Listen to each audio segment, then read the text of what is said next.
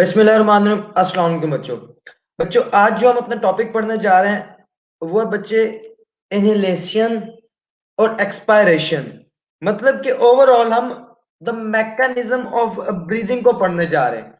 आज हम देखेंगे कि जो हम एक सांस ले रहे हैं इसमें कौन कौन से डिफरेंट प्रोसेसेस अकर हो रहे हैं, इनमें किन किन स्ट्रक्चर्स की हमें मदद मिल रही है, और हमने जो मैकेनिज्म ऑफ ब्रीदिंग है इसको दो पार्ट्स में डिवाइड कर दिया है। पहला हिस्सा या पहला फेज जिसको मैं कह सकता हूं वो है कि जिसमें हम आउटसाइड एयर को इनसाइड द बॉडी लेके जा रहे हैं।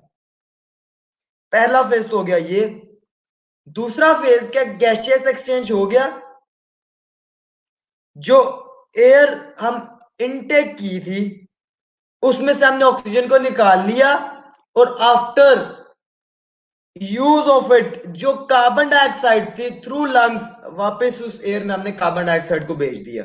और अब इस कार्बन डाइऑक्साइड वाली एयर को, जिसको हम एक्सपायर्ड एयर का नाम देंगे, इसको एक्सेल करने का टाइम आ गया है, तो उस प्रोसेस को हम कह देंगे एक्सेलेशन। इनहेलेशन वो प्रोसेस जिसके थ्रू हम आउटसाइड एयर को inside the body still lungs तक लेके जाएंगे। आफ्टर गैसेस एक्सचेंज उस एयर को अब हमने एक्सेल करना है, उस एक्सपायर्ड एयर को हमने बॉडी से आउट रिमूव करना है। उस रिमूवल प्रोसेस को बच्चे हम नाम दे देंगे एक्सेलेशन का। तो आइए बच्चे चलते हैं अपने इनहेलेशन की तरफ। सबसे पहले मैं बताया ब्रीदिंग की डेफिनेशन। तो ब्रीदिंग की डेफिनेशन पे चलने से पहले मेरा आपसे एक सवाल होगा कि what is the difference between breathing and respiration. Breathing और रेस्पिरेशन में क्या फर्क है? तो बच्चे बुक के पहले पेज पे इस चैप्टर के में वो रेस्पिरेशन की बात बताता है, जबकि ब्रीदिंग की बात नहीं बताता है। तो रेस्पिरेशन बच्चे क्या असल में, रेस्पिरेशन बच्चे break down of glucose to obtain energy, to absorb energy और टू गेन एनर्जी। रेस्पिरेशन एक बायोकेमिकल प्रोसेस है। Respiration is a biochemical process in which we are breaking down glucose to produce energy in the form of ATP. जबकि what is breathing? Breathing बच्चे एक simple physical process है, a simple physical process to inhale and exhale air, or in other words, to take outside air in the body and after gaseous exchange to remove the expired air. So breathing एक physical process है, जबकि हमारे पास जो respiration है वो एक biochemical process है। The physical movement associated with the gaseous exchange is called breathing. Book वाला में कहता है the physical movement. Physical movement से क्या मतलब, जब हम सांस लेते हैं, इनटेक किया, फिजिकल मूवमेंट हुई, रिब केज ऊपर की तरफ गया और आगे की तरफ गया, ये फिजिकल मूवमेंट है, उसमें कोई केमिकल चेंज नहीं आया। तो मैं कहता हूं फिजिकल मूवमेंट एसोसिएटेड, जो लिंक की हुई है किस चीज के साथ, गैसियस एक्सचेंज के साथ। एयर अंदर लेके जाएंगे लंग्स तक, तो लंग उस एयर से ऑक्सीजन को लेंगे और बॉडी के एक्सेस कार्बन डाइऑक्साइड लंग्स उस वापिस एयर को देंगे। तो गैसियस एक्सचेंज के लिए जो फिजिकल प्रोसेस है, क्या एयर को अंदर लेके जाना और एक्सपायर्ड एयर को वापस बॉडी से आउट लेके जाना, ये जो एक फिजिकल एसोसिएशन है किस चीज से लिंक करते हैं, गैसियस एक्सचेंज से, उसको हम कहते हैं ब्रीदिंग। कहते हैं there are two phases of breathing. Breathing को हमने दो फेज में डिवाइड कर दिया। पहला फेज जब आउटसाइड एयर को हमने इनसाइड द बॉडी और लंग्स तक लेके जाना है, और दूसरा उसी एयर को आफ्टर गैशियस एक्सचेंज लंग से आउट ऑफ बॉडी लेके। There are two phases of breathing. Inhalation, सांस को अंदर खींचना, मतलब बाहर की हवा को, आउटसाइड एयर को इनसाइड द बॉडी लेके जाना टिल लंग्स, ताकि गैशियस एक्सचेंज हो सके। और दूसरी एक्सेलेशन। अब इनहेलेशन में बच्चे क्या होगा कि हम कोशिश करेंगे लंग्स पर प्रेशर को कम से कम करें। जो हमारे चेस्ट कैविटी का पोर्शन है उसका एरिया इंक्रीज करें। अगर आप अपने चेस्ट कैविटी को इंक्रीज कर दें तो ऑटोमेटिकली एक तो लंग्स में प्रेशर कम होगा, दूसरा लंग्स को एक्सपैंड होने के लिए जगह मिल जाएगी ज्यादा। लंग्स एक्सपैंड होंगे जब इन पे प्रेशर होगा कम, लंग्स होंगे एक्सपैंड और outside air will rush inside to the lungs. अब इसको बारी बारी रीड करते हैं और समझते हैं। ड्यूरिंग इंस्पायरेशन, इंस्पायरेशन बच्चे इसको हम इनहेलेशन को ही कहते हैं। ड्यूरिंग इंस्पायरेशन अब हमें बच्चे काम बताने जा रहा है दो। रिब्स के मसल्स कॉन्ट्रैक्ट होंगे, उनका कॉन्ट्रैक्ट होने से दो काम। एक रिब्स आगे जाएंगी, दूसरा रिब्स ऊपर की तरफ भी मूव करेंगी। और एक हमें लफ्ज का जिक्र करा डायफ्राम। हम डायफ्राम को भी समझेंगे कि what is diaphragm. So during inspiration, the rib muscles contract. अब हम सांस को अंदर लेके जा रहे हैं, हुआ क्या ड्यूरिंग इंस्पायरेशन? रिब्स मसल्स हुए कॉन्ट्रैक्ट। रिब्स मसल्स की कॉन्ट्रैक्शन से जो ये रिब्स का केज है, it will move in forward direction and in upward direction. The rib muscles contract and rib cage raised. Rib muscles के कॉन्ट्रैक्ट होने से क्या होगा? जो हमारा एक रिब केज है, जो हमारे रिब्स की बोन्स का केज बना, इट विल रेज, वो अपनी पोजीशन से ऊपर मूव होगा। एट द सेम टाइम, बिल्कुल इसी सेम टाइम पे, इससे पहले एक मैं आपको बात बता दूं कि जो रिब्स केज है वो सिर्फ आगे मूव नहीं होगा बल्कि ऊपर भी मूव होगा। सो रिब्स के मसल कॉन्ट्रैक्ट हुए तो दो काम हुए। Rib cage move in forward direction as well as in upward direction at the same time। इसी सेम टाइम पे बच्चे डोम कहते हैं गुंबद नुमा शेप को। डोम शेप किसको कहते हैं बच्चे? गुंबद नुमा शेप को। इसको आप डोम शेप भी पढ़ सकते हो, डोम शेप भी पढ़ सकते हो। सो डायफ्राम बच्चे एक मस्कुलर मटेरियल है, एक मस्कुलर सब्सटेंस है, एक मस्कुलर स्ट्रक्चर है हमारे लंग्स के नीचे, जो लंग्स की इनहेलेशन और एक्सपायरेशन में हमें मदद करता है। इसकी जो प्रॉपर शेप है वो डोम शेप है, गुंबद नुमा। जब सांस को अंदर खींचना है तो इसके मसल्स कॉन्ट्रैक्ट करेंगे। मैंने बोला एक मस्कुलर स्ट्रक्चर है डायफ्राम, क्या एक मस्कुलर स्ट्रक्चर। जब डायफ्राम के मसल कॉन्ट्रैक्ट होते हैं ड्यूरिंग इंस्पायरेशन, मसल्स कॉन्ट्रैक्ट होते हैं, इसकी Doom shape less Doom shape में कन्वर्ट हो जाती है। जिसकी गुंबद नुमा शेप थी, डायफ्राम के मसल्स कॉन्ट्रैक्ट होने से ये शेप स्ट्रेट होना शुरू की, तो जगह बढ़ गई चेस्ट कैविटी में। हमारा यही तो मकसद है। At the same time dome shape diaphragm या फिर dome shape diaphragm contracts and is lowered. ये इसके मसल से इस फॉर्म में कॉन्ट्रैक्ट हुए, सीधे हो गए, तो ऊपर से जगह बन गई चेस्ट कैविटी में। तो यही तुम्हारा मकसद है। पहले क्या हुआ? चेस्ट कैविटी के मसल्स कॉन्ट्रैक्ट होने की वजह से चेस्ट कैविटी आगे भी गई और ऊपर भी गई। सेम टाइम पे जो डायफ्राम है इसके मसल्स कॉन्ट्रैक्ट और डायफ्राम अपनी डूम शेप से शेप स्ट्रेट शेप में आया, जिसको हमने कहा लेस डूम शेप्ड और Doom shaped is Lord.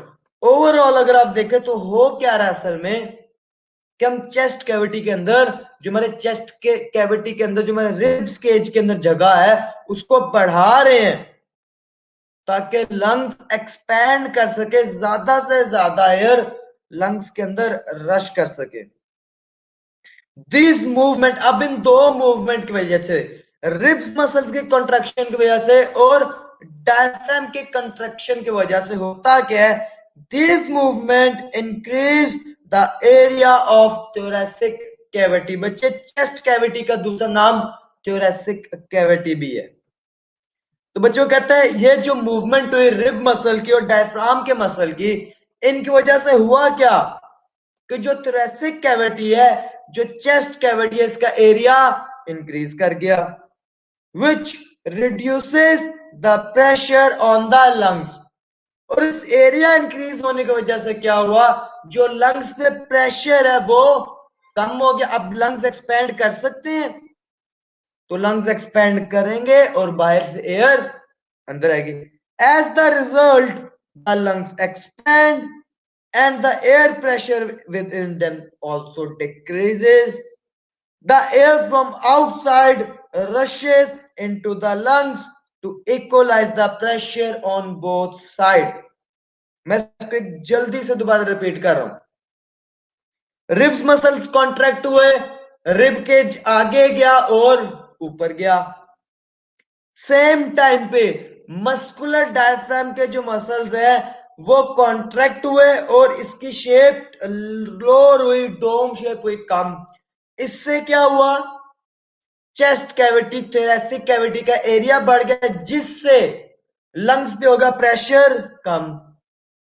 Lungs पे हुआ प्रेशर कम तो लंग्स के पास एक्सपैंड करने के लिए एरिया मिल गया।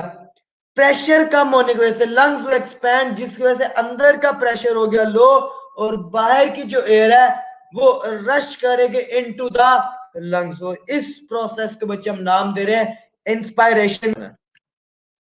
तो बच्चे अब हमारे पास आता है दूसरा फेज ब्रीदिंग का, सेकंड फेज ऑफ ब्रीदिंग, जिसको हम एक्सपायरेशन या एक्सलेशन कहते हैं। तो इसकी स्लाइड की तरफ चलते हैं। अब जो बच्चे हमारे पास एक्सपायरेशन और एक्सलेशन है, ये टोटली ऑपोजिट है। इसमें क्या होगा, रिब्स मसल्स रिलैक्स करेंगे, रिब्स बैकवर्ड आएंगे और डाउनवर्ड भी आएंगी। जो डायफ्राम के मसल्स हैं वो भी रिलैक्स करेंगे, जो डायफ्राम की वापस गुंबद नुमा डूम शेप्ड है वो भी वापस स्ट्रेट से शुरू हो। से क्या होगा, थोरैसिक कैविटी, चेस्ट कैविटी का एरिया होगा कम, लंग्स पे आएगा प्रेशर और लंग्स उस एक्सपायर्ड एयर को बाहर एक्सेल कर देंगे। इसके अलावा एक सवाल बनता है, क्या ब्रीदिंग इनवॉलंटरी एक्शन है क्या वॉलंटरी एक्शन है? इन ऐसे एक्शंस जो हमारे कॉन्शियस के कंट्रोल के अंडर नहीं होते, जो हमारी मर्जी के अंडर नहीं है, जैसे हार्ट बीट। क्या आप कह सकते हैं अभी मैं अपने दिल की धड़कन को रोक लेता हूं, 10 मिनट बाद फिर चला लूंगा? नहीं। तो ऐसे एक्शंस जो हमारी मर्जी के कंट्रोल के अंडर नहीं है उनको हम कहते हैं इनवॉलंटरी एक्शन। जबकि बच्चे ऐसे एक्शंस जो हमारी मर्जी के कंट्रोल के अंडर आते हैं उनको बच्चे हम क्या कहते हैं, वॉलंटरी एक्शन। मेरे हैंड की मूवमेंट मेरी मर्जी के कंट्रोल के अंदर है, मैं चाहूं तो मूव कर लूं, चाहूं तो मूव ना करूं। तो ब्रीदिंग बच्चे up to some extent voluntary है और एक खास लिमिट के बाद इनवॉलंटरी हो जाता है। आप अपने सांस को कुछ सेकंड तक रोक सकते हैं, मर्जी के अंदर है ना, 10 सेकंड, 20 सेकंड, 30 सेकंड, कुछ टाइम तक, कुछ सेकंड्स तक आप अपने सांस को रोक सकते हैं, आप अपनी ब्रीदिंग को रोक सकते हैं। तो तब तक तो है वॉलंटरी। जबकि एक टाइम ऐसा आएगा कि जब आपको मजबूरन सांस लेना पड़ेगा, वो आपके कॉन्शियस से, आपकी मर्जी से बाहर चला जाएगा, तो तब ब्रीदिंग क्या हो जाएगा, इनवॉलंटरी। तो breathing up to some extent voluntary है और आफ्टर ब्रीदिंग वॉलंटरी। रही है। तो बच्चे नेक्स्ट में चल रहा हूं एक्सपायरेशन और एक्सलेशन की तरफ, टोटल ऑपोजिट होगा इनहेलेशन की तरफ। आफ्टर द गैसेस एक्सचेंज, अब बच्चे हमारी गैसेस का एक्सचेंज हो चुका है, हमने एयर से ऑक्सीजन ले चुके हैं और उसको कार्बन डाइऑक्साइड वापस दे चुके हैं। अब जो हमारे पास एयर मौजूद है उसको हम लफ्ज कहेंगे एक्सपायर्ड एयर का, क्योंकि हमारे काम की नहीं है, उसमें कंसंट्रेशन ऑफ कार्बन डाइऑक्साइड ज्यादा है, तो इसलिए उसको हम कह देंगे एक्सपायर्ड एयर, जो हमारे काम की नहीं है। After the gaseous exchange in lungs, lungs में गैशियस एक्सचेंज होने के बाद the impure air is expelled out in acceleration. Gaseous exchange lungs में अकर होने के बाद हमारे पास जो एयर बची वो इम्प्योर है, उसमें कार्बन डाइऑक्साइड की क्वांटिटी ज्यादा है। तो अब हमें क्या करना है, अब हमें एक एक्सपायर्ड एयर को आउट ऑफ बॉडी रिमूव करना है। रिब्स मसल रिलैक्स होंगे, रिब्स अपनी वापस नॉर्मल पोजीशन, वो आगे ऊपर की और पीछे की तरफ आएंगी। The ribs muscle relax, ribs muscle relax हुए, bringing ribs back to the original position, जो रिब्स की ओरिजिनल पोजीशन थी उसके तरफ रिब्स को वापस लेके आएंगे। रिब्स मसल्स हुए रिलैक्स, रिब अपनी वापस ओरिजिनल पोजीशन, अपनी प्रीवियस पोजीशन, अपनी नॉर्मल पोजीशन की तरफ आई। The diaphragm muscle also relax, और जो डायफ्राम के मसल से वो खिंचे हुए थे, कॉन्ट्रैक्ट हुए थे, अब वो रिलैक्स होंगे, उनके रिलैक्स होने से क्या हुआ कि वापस डूम शेप मेंटेन हो जाए। The diaphragm muscles also relax and it gets it raised dome shape, जो डायफ्राम की गुंबद नुमा शेप थी वो वापस स्ट्रेट से राइज कर जाएगी। This reduces the space in the chest cavity। इन दोनों मूवमेंट से हुआ क्या कि जो चेस्ट कैविटी उनकी स्पेस कम पड़ गई, थोरेसिक कैविटी की स्पेस होगी कम, तो अब लंग्स पे प्रेशर बढ़ेगा और लंग्स को इस एयर को एक्सेल करना पड़ेगा। The diaphragm muscles also relax and it gets raised dome shape. This reduces the space in the chest cavity and increases the pressure on the lungs। chest cavity में जगह हो गया कम, chest cavity का area हो गया कम, और अब lungs पे लग रहा है pressure. The lungs contract and their air is expelled out of them। इस चेस्ट कैविटी का एरिया कम होने की वजह से लंग्स पे लगा प्रेशर, और इस प्रेशर की वजह से लंग्स ने एयर को बाहर किया जा रहा है कि अगर हम नॉर्मल कंडीशन में है तो हमारा ब्रीदिंग रेट क्या होगा, और अगर हम किसी एक्सेस तो तब हमारा ब्रीदिंग रेट क्या होगा। So humans breathe 16 to 20 times per minute in normal circumstances। अगर आप एक नॉर्मल बैठे हुए चेयर पे, बेड पे, सोफा पे, जो आपका ब्रीदिंग रेट है वो 16 to 20 टाइम्स पर मिनट है। आप एक मिनट में 16 to 20 टाइम्स सांस इनहेल और एक्सहेल कर रहे हैं। The rate of breathing is controlled by the respiratory centre in the brain. वो मैं कहता हूं जो हमारा रेस्पिरेटरी सेंटर है, हमारे ब्रीदिंग के रेट को कंट्रोल कौन कर रहा है, तो ब्रेन में एक रेस्पिरेटरी सेंटर है जो हमारे ब्रीदिंग के रेट को कंट्रोल कर रहा है। The respiratory center is sensitive to the concentration of carbon dioxide in the blood। एक इंतहाई इंपॉर्टेंट एमसीक्यू, वो मैं कहता है जो रेस्पिरेशन का रेट है इससे ब्रेन में एक रेस्पिरेटरी सेंटर कंट्रोल कर रहा है, और उसको कैसे पता चलेगा कि अभी ब्रीदिंग के रेट को ज्यादा करना है या अभी कम करना है। तो बच्चे concentration of carbon dioxide in the blood, blood में जो कार्बन डाइऑक्साइड की कंसंट्रेशन है ये बच्चे कंट्रोल करती है ब्रीदिंग के रेट को। अगर ब्लड में कंसंट्रेशन ऑफ कार्बन डाइऑक्साइड ज्यादा है तो ब्रीदिंग का रेट होगा ज्यादा। अगर concentration of carbon dioxide blood में कम है तो ब्रीदिंग का रेट होगा स्लो। क्यों? क्योंकि बच्चे अगर हम एक्सरसाइज टफ जॉब ज्यादा कर रहे हैं तो रेस्पिरेशन ज्यादा, रेस्पिरेशन ज्यादा तो प्रोडक्शन ऑफ कार्बन डाइऑक्साइड भी ज्यादा।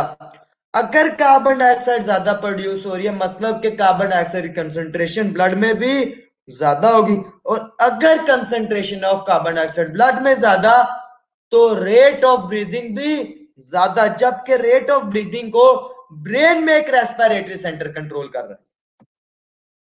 So human breathe 16 to 20 times per minute in normal circumstances. The rate of breathing is controlled by respiratory center in the brain. जो ब्रीदिंग का रेट है, जो स्पीड ऑफ ब्रीदिंग है इसको respiratory centre एक brain में वो कंट्रोल करे। The respiratory sensitive to the concentration of carbon dioxide in the blood. और जो हमारे रेस्पिरेटरी सेंटर है जो रेट ऑफ ब्रीदिंग का कंट्रोल करे, एक चीज को सेंसिटिव है और वो चीज क्या बच्चे? Concentration of carbon dioxide in the blood. So the respiratory center is sensitive to the concentration of carbon dioxide in the blood. अब वो मैं बताने जा रहा, जब हम एक्सरसाइज ज्यादा करेंगे हमें ज्यादा ऑक्सीजन चाहिए ज्यादा एनर्जी बनाने के लिए। पहली बात, रेट ऑफ ब्रीदिंग इसलिए इंक्रीज होगा क्यों? क्योंकि हमें ऑक्सीजन ज्यादा से ज्यादा चाहिए, एनर्जी ज्यादा से ज्यादा बनानी है। दूसरी बात, अगर ऑक्सीजन ज्यादा से ज्यादा चाहिए, एनर्जी ज्यादा से ज्यादा बनानी है तो रेस्पिरेशन भी ज्यादा से ज्यादा। रेस्पिरेशन ज्यादा से ज्यादा तो प्रोडक्शन ऑफ कार्बन डाइऑक्साइड भी ज्यादा से ज्यादा। और अगर प्रोडक्शन ऑफ कार्बन डाइऑक्साइड ज्यादा से ज्यादा तो रेट ऑफ ब्रीदिंग भी ज्यादा से ज्यादा। When we do exercise or some hard job, our muscle cells carry out respiration at greater rate. जब हम कोई मुश्किल काम करते हैं, एक्सरसाइज करते हैं, तो हमारे जो सेल्स हैं इनको एनर्जी एक तो जल्दी भी चाहिए और ज्यादा भी चाहिए। जब हम हार्ड जॉब कर रहे हैं बॉडी के सेल्स को एनर्जी ज्यादा भी चाहिए और जल्दी भी चाहिए, तो सेम टाइम पे हमें ऑक्सीजन ज्यादा भी चाहिए होगी और स्पीड में चाहिए होगी ताकि हम रेस्पिरेशन के रेट को ज्यादा भी कर सकें और जल्दी भी कर सकें।